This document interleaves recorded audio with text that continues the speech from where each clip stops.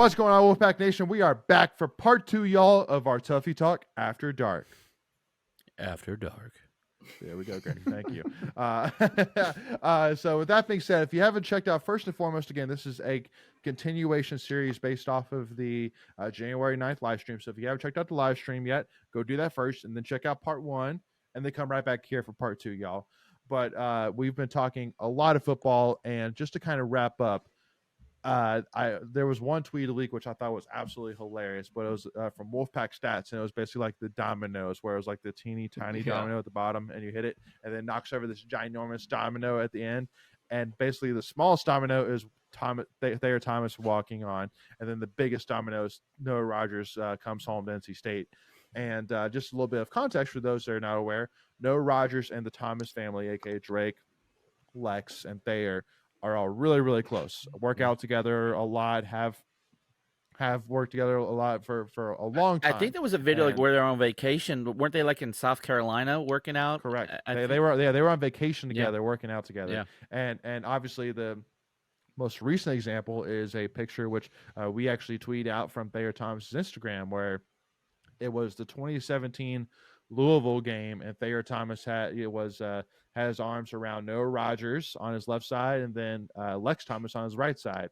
And it's crazy to see how young all three of them look. But like literally from that moment that Thayer Thomas walked on to NC State was arguably one of the biggest moves in the Doeren era. I mean, like, we argue is one of the biggest. Like, it was a game changer, bringing on Thayer Thomas, Drake Thomas, and now getting Noah Rogers. Like,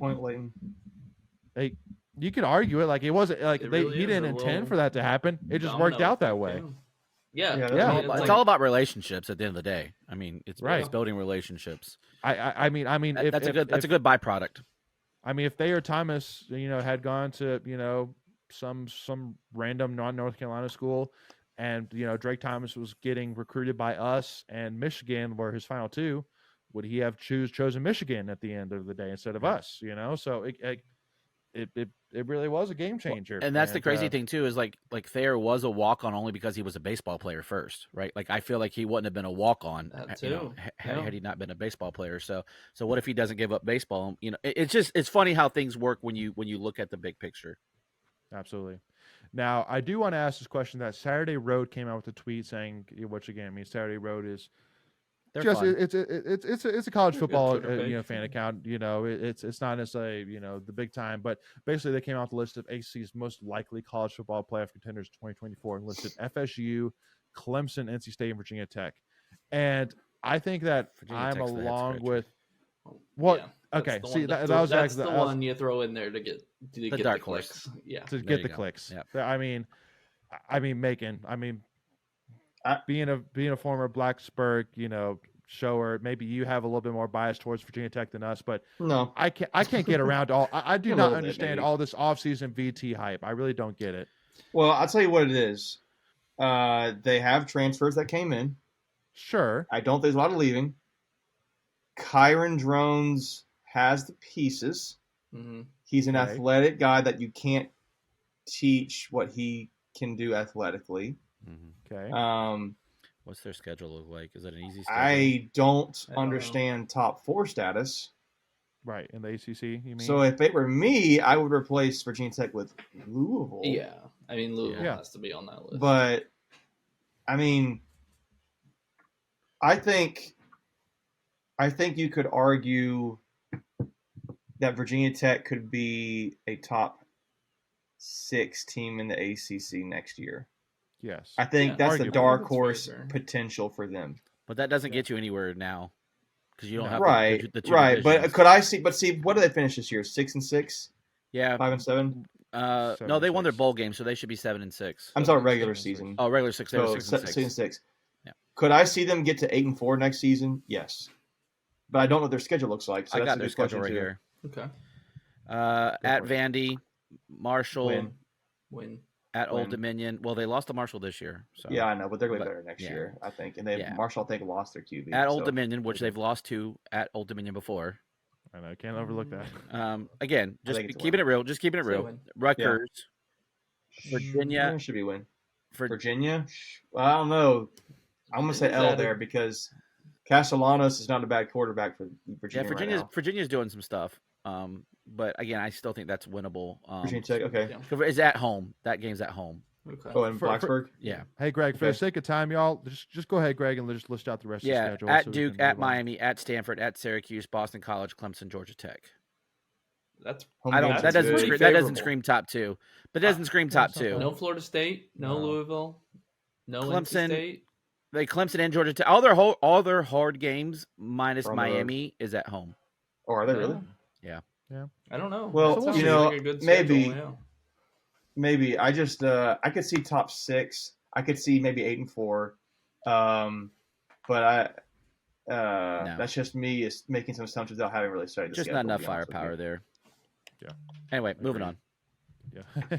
No. But I think for me though, it's because I truly do think that with the fact that we have such a deep wide receiver room, more than likely looking at 2025, you're not going to keep all these guys for 2025. More likely some of these guys that are, sat, put on red shirt could decide they want to go somewhere where they have more guarantee of playing time. Yeah. Grimes has only got 1 year left, right? Correct. So you're going to eliminate one guy there. I think Collins only has. Or Rogers isn't going anywhere, but I think So Rogers won't go anywhere because he can't. Like a Jamar Boston and Christian Zachary, I think Collins. The freshmen are what you got to have. The freshman you have to be concerned about transferring potentially. Yeah, I think Collins is gone after this year, right? I believe so. Yeah, I think he had 2 years eligibility left. Yeah, maybe no. He had 3. Did he have 3? He had 1. Yeah, because he stopped. So he might have 2 years eligibility left. Okay, I think. All right, but he may end up graduating, so then he might be on the free transfer. Yeah. Again, I don't know. I don't know enough about it.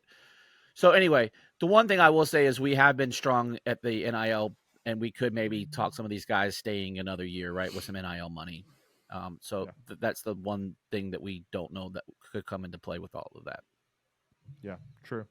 So basically, the point being is that I really do believe, for me, it's ACC Championship or bust. It's all there.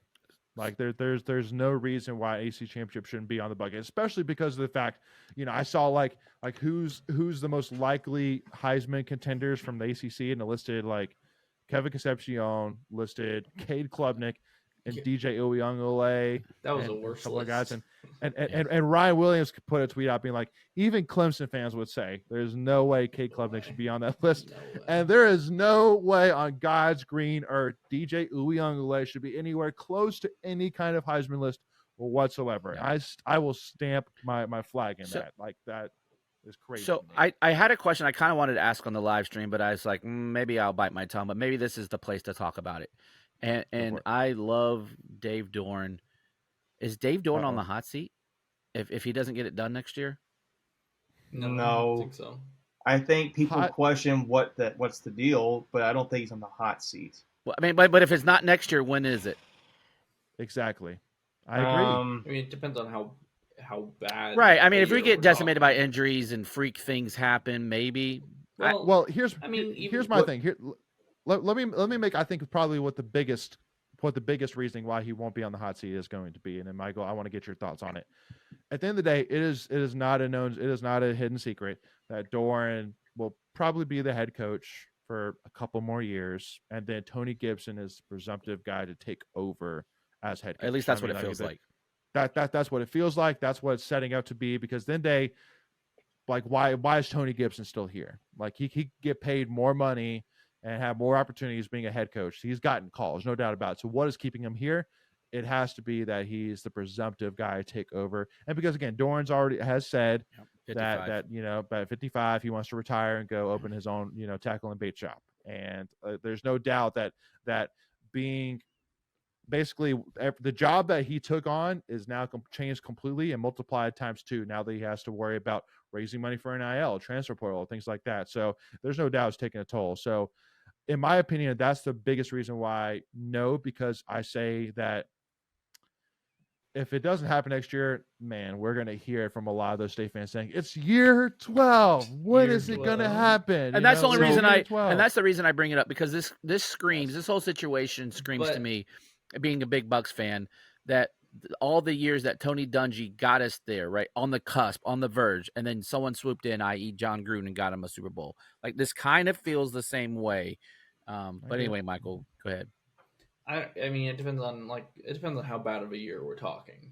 If he goes 8-4, 9-3, okay, that's sure it's underachieving, but like 8-4, 8-4. But like, so I'm trying to think of myself in the that's shoes. what I'm saying. Okay, he's brought us I'm to in a the middle point of where the season. 8-4 is a bad season. There's right, but 8-4. But see, season. at some point he has to get you over the hump, right? yeah, Yeah, but, I'm just thinking about where I would be in the season. Like if I went into the season and I knew I had lost to Tennessee, Clemson, Georgia Tech, and I'm saying, well, I'm UNC. saying like UNC. worst UNC. case scenario. Well, he's probably not using UNC because he hasn't lost in 2 years. But I'm giving you a scenario. Yeah. That's a good point. I think if he loses UNC, I think that has to add a little flavor to it. Especially if they're the reason we don't make the play. If they don't make the I were to ACC come in, championship. well, I think, side note, I think to get in the 12-team playoff, you're going to have to get 10 wins. I think if you look unless at you win the top 12 conference. Well, you can go 8-4 and win the conference and make it the playoff. Yeah, but that's an outlier. If you all you got to do is win all your ACC games. You could go 6-6 and win the conference, but you're not doing that. You're not even going to be in that situation. So you're 8-4. You're not going to be in the conference championship. Yeah, dude. All you have to do is win all your ACC games. Yeah, there's 4 out of conference games. If you lose all 4, but then you win all 8 conference games, then you say we win all non-conference, we win all. Yeah, you go 9-4. You go 9-4. Okay, Greg, that would be a very NC State thing to do. That would be though, wouldn't it? Yeah, I'm not saying that's going to happen. We're not losing to Okay. Northern Illinois. I can guarantee you that. Or Western Carolina, right? Correct. But yeah, it's Correct. Oh my God! Could you imagine losing to West Carolina the first game of the season? Now, how about that for a hot seat? Let's say you win every ACC game, but you lose to Western, Northern. That doesn't matter. Then you're still in the ACC championship. So yeah, all I is don't forgiven. know. To me, I'm thinking like I would be looking at this team and probably be like, what the heck? I honestly would do that. I'd be like, what the heck? Like all that hype. But for me, I would be looking at. I still have question marks that make me say, "Look, 8-4, 9-3. Like I want to make sure I know my corners are good now. I want to make sure I know we can replace stuff with Peyton Wilson. You're not going. You can't replace Peyton Wilson individually. You're going to have to collectively. Yeah, you're going to have to figure out. I didn't think our defense looked great against whoever was we playing a bowl game. Kansas State. I mean, like Kansas State is not a world beater. They had the backup quarterback, and they didn't make us look very good on defense. And I thought, so to me, that's a concern for me next season until it isn't. Yeah, but I think our offense is going to be so much better. You can kind of overcome some of that defensive stuff. And I trust Tony Gibson, but I would think 9-3. I would probably be like, okay, we're 9-3, good season. Dang, why could we just get that 4 more points to beat whoever? Tech, yeah. Why couldn't we do that on the road? Like we just got I would have been like, to your point, I would probably sit in here thinking, Greg, like kind of stewing on it, like what the heck? And so I think you got a fair point. I think his seat would get warm.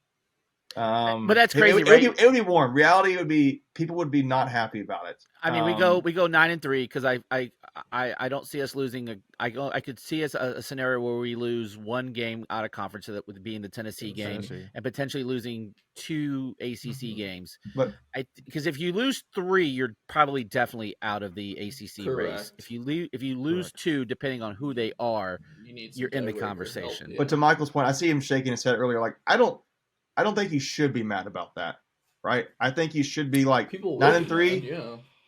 I mean, you've won 3/4 of your games, right? I mean, like, I get it. if but I you lost, haven't got to that ACC championship game in 40+ years. What exactly? I get it. I think that's an argument the other way. Nobody's done it in 40. So, Greg, would you? Okay, let's put this thing, Greg. Would you think Doeren's on the hot seat? Would you put Doeren on the hot seat? Because you keep going back to it. Yeah, I have a hard time. See, I do. Yeah. I do have a hard time putting him on the hot seat, but I don't think you're wrong, because that's 12 years of the coach being there, and you've got an Independence Bowl trophy, and you've got This is assuming everybody's healthy. a Sun right? Bowl. Of course. Right. Yeah, I mean injuries. Grayson McCall goes down. Grayson McCall goes down. Ethan Rhodes time. Yeah, but I mean, all you have to show, and again, this is just what it is you have an Independence Bowl trophy and a Sun Bowl trophy really to show for it. Yep, I agree. I mean, you've lost 4 bowl games in a row. Mm-hmm. But also, side note, we're gonna go get another quarterback after the spring. Yeah, I'm sure. Portal window for sure to back up Grayson. I mean, I hope not, because I love Dave Doeren. There has not been a bigger proponent of Dave Doeren than me. I mean, how many to live a streams have I not brought up Dave Doeren being the greatest NCAA football coach of all time? I mean, record wise, it shows he is. And I'm telling you that my bar for next year, like if we do less than this, I'm disappointed. If we do more than this, I'm happy. I think you keep them. Is a loss to Tennessee, a loss to Clemson, an ACC championship appearance. If we do less than that, I'm not. So basically, your expectation, your bar is 10 wins. An ACC championship game appearance. Okay, your bar is championship 11. appearance. 10. Yes. Yeah, 10. So what happens if you're 9-3 and you make an appearance? That's okay. 9-3 make an appearance. Okay, I could. So I think your bar is ACC championship or ACC championship really. Game. Not losing 2 games. That's ACC, a really high bar, but I get you. I get you. Why should it not be? I mean, that's your bar anyway. I mean, the standard's the standard, right? That's the whole expression. Correct. I'm not saying it's not the case. Yep. I'm just like, right. Well, the reason why I say is because one of the other things which I harp on all the time I really didn't is think Mark this was going down Godfrey. this road. I just was asking a question. Hey, it's a great conversation. you led us there, is that true. at the end of the day, one of the things which I have proponed on a ton is how Mark Gottfried always focused on the NCAA tournament. He never focused on winning the ACC championship. He never focused on it. And so at the end of the day, if I harped on Mark Gottfried, not focused on ACC championship, I got to harp on Doeren eventually because of the fact that we have the longest drought in college sports in championships, like over 40 years. We got to get over it. I'm gonna go on record for saying this. Like, to me, my goal next year, my bar is 10 wins, right? You have this team that easy of a schedule, relatively speaking, right? Relatively speaking. Too. Mm-hmm. So you've got Western Carolina, Northern Illinois, Louisiana Tech. Yep. Louisiana Tech might be a little bit of a tricky, a little bit something tricky. Yeah. Okay. Stanford. Nope. Okay. No. Cal. Nope. Fighting Ben Finley's. You've got Clemson on the road. Okay, sure. You've got Georgia Tech on the road. A little sneaky. Okay. But then you've got you should beat Georgia Tech. You should beat UNC next year. You should beat Duke at home. You should beat Stanford at home. You should beat Syracuse at home with a new coach. You should beat Wake Forest at home. You should beat all of these teams. The only I can think of like 4 teams maybe that I would be kind of like right about, and I could see us winning half of them. To me, 10 wins is my goal for next season. If we get less than 10 wins, personally, I will be disappointed. If we're at 10 wins and we don't make the championship, I'm going to be like what who the heck got more wins than us, right? Mm-hmm. So I don't know if I'll be disappointed. It'd be like I'll be disappointed in its own way because I'll be like frustrated we couldn't get in. Especially if you're saying you get 10 wins, you're losing 2, so you're saying losing to Tennessee and Clemson, or you losing the 2 ACC games, because that does matter. That does matter. Well, I know it does. I'm going to say. Let's assume I lose to Tennessee because I think Tennessee's a good team next year. Yeah, I think they're going to be really good. And they know who their quarterback is, just like State did, but they've already got him in the system. So then, you know, Clemson, you haven't won at Clemson, so maybe that's the loss. But you shouldn't be losing to Georgia Tech and UNC right now, in my opinion. You should not be. You should be winning against Stanford, Syracuse, Wake Forest, Cal, and all the others. And Wake. Like, you should win all those games. The schedule is easy. All the media people are like looking at it and are like, State schedule next year is like a cream puff. And if you drop those games, like State could be a 10-2 team next season, depending on those like losses, and not get in the playoff. Because there are some 10-2 teams, but if you're 10-2 in the ACC, you're probably in the championship game, so you're probably in. But my bar is 10 wins. That's my standard for like being satisfied with the season based upon what we have coming in, what we are, you know, where we're at now in the ACC, where we stand in the pecking order, and who we play. We don't play Florida State. We don't play Louisville. So we don't play Miami. If you're worried about Miami, I'm not even worried about Miami. So we don't play Virginia Tech. If you're talking about that, one of the top 4 teams that one guy put out there. So I see 10 wins is doable. I do. I don't think it's outside the realm of possibility to say. If it's 9-3, I'll be like, okay, yeah, solid season, great, whoop-de-doo. That's kind of where I'm coming from. Yep. Yeah. Before we continue, I want to take a quick second to tell you about our sponsor, Flatlands Jessup Insurance Group, that has your whole world covered, with agents in 5 offices throughout eastern North Carolina to help you decide how much coverage you need. Offering policies for home and auto, recreational vehicles, commercial, crop, health, life, and employee benefits. They are able to combine options to find a comprehensive solution that works for you. Flatlands Jessup protects the things you love so you can spend less time worrying and more time enjoying them. Find them on Facebook and Instagram at Flatlands Jessup. You can also visit their webpage at www.flatlandsjessup.com. So please make sure to go and check them out. So glad we could spend like a minute or two talking about that. But now moving back. Well, I want to get on record for saying it. Like, I mean, you guys talking about, like, I think it's 10 wins, my standard next year. Hey, Greg, listen. Hey, it was a great question. It was a great topic for sure. I'm sure all of our fans just enjoyed every single bit of that for sure. So I hate that we had to have that conversation, though. Yeah, I mean, assuming everybody's healthy. Well, I hate it, but I love it. I mean, like, at the end of the day, I mean, I'm glad we're in this situation, you know? And at the end of the day, now it's on the coaching staff. I mean, Doeren, he came in, 1 pack, 1 goal. I love that the standard is 8 to 9 wins, but at some point you have to elevate that. Well, because at the end of the day, it goes back to, besides injuries, what's the excuse? Right. Especially, and again, this is the last thing I want to say, especially if you're asking donors to put all this money into Savage Wolves to bring in this talent. Like you are asking us to do what we need to do. Now it's time for the team to do what they need to do. You have probably the most talented team in a long time. Arguably, maybe the most talented team in NC State history from top to bottom. Arguably, bro, in terms of talent. Bro, we're 200 some days away from football, and we're still talking about it. Like that's like I don't feel like we've been this excited in an off season for a couple of seasons. Like I don't feel like we were this excited last year coming into this season. It's been since Phillip Rivers. It's probably heading into Phillip Rivers senior year, maybe. We're pretty hyped about the 21. Yeah, 22, nobody picked us less than 10 wins in our preview. The Devin Leary season, we came back. People were pretty hyped about that. So right. Yeah, but either way, I get what you're saying. It's a good time. It's a good time. It's a nerve-wracking time, but it's a good time for sure. Real quick though, wanted to kind of talk a little bit of baseball as the preseason rankings came out and had NC State, at least one of the rankings had us at number 19. Perfect game. Perfect game has us at number 19, which is awesome to see. Excited to get the season started, and 37 days away. 37 days away. That's and crazy. We'll definitely make sure, and we'll do a preview, and we'll definitely do a season preview here coming up here in the next week or two. So make sure to stay tuned for that. I'm excited about this team, and I'm excited. And one thing which I want to kind of one topic I want to bring up, and then I want to touch on a couple other topics before we wrap this thing up. But is it kind of funny to anybody else that literally Sam Highfield never like fully announced he's coming back? Like it just like he just never announced he was leaving, and then it was like Lord Voldemort. He just kind of just disappeared. Like he just kind of hung around, and then like you see him in the videos today. It's like okay, yeah, I guess he's on the team. Like Yeah, I don't think he's getting cut. Yeah. I don't think he's getting cut. I don't think he's transferring. I don't think he's going pro. Yeah, no. Yeah. Which I mean, like after his performance in the regional, I'm unfortunately not too shocked.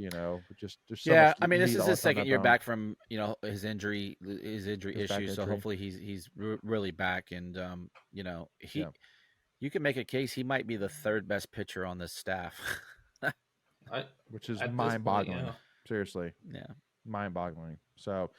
Very, very excited to see what this team can do, and feel very, very confident that this team could definitely make a run. But again, I think that's pretty much what you're going to expect with Elliot Avon is, top 25. Arm's going to be good this year. Our pitching's going to be really good this year, and our defense is going to be good.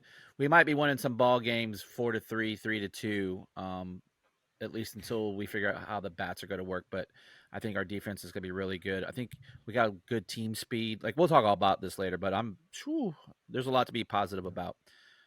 And ACC is going to be stacked again this year, so it's not going to be. It's finishing 4th or 5th sounds kind of depressing, but if it's 4th or 5th, that's not a bad thing. Yeah, I think I saw the in the preseason poll. There's 7-8 teams in the top 25. Yeah, probably. I know Wake's right up there. Carolina's up there. Duke, Louisville, Duke, and Wake's Virginia. number 1. Yeah, Virginia. I think Virginia was up there too. All the North Carolina Power 5 schools basically are in there, plus ECU and Coastal too. Yeah, ECU. I mean, Yeah, yeah, they'll be on the schedule, so it's gonna be a fun schedule. Yeah, especially going to Hawaii. Oh yeah, that's true. Yeah, because Greg, you said you were gonna work that out, right? I'm already there. I already have my plane tickets and everything. Let's go. I'll be out there for 2 weeks. So real quick, I want to spend like 30 seconds real quick touching on gymnastics as the gymnastics season started this past Saturday at Georgia, where they unfortunately lost 196.20 to 194.225.